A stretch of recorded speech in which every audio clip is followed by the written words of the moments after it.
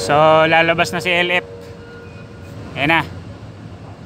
Kita nyo yung isang tugboat sa pupa, isang tugboat sa forward. Magtutulungan sila ngayon hilahin. Yung isa nagtutulak, yung isa hinihila pa kaliwa, yung isa naman nasa up.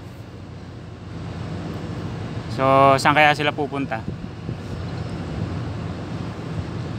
Ayan o, tatlo. Isa sa pupa, isa sa up, isa sa starboard, isa sa port side. Tatlo yung humihila. Tapos na silang pinturahan, pero ang dami pang gagawin. So shout out pala sa mga aspiring seafarers in the future. Maaaring yung masakyan to si LF. Senator Crewing Management daw tong kumpanya na to. Nakakwentuhan namin yung mga tropang pogi dito sa kabila.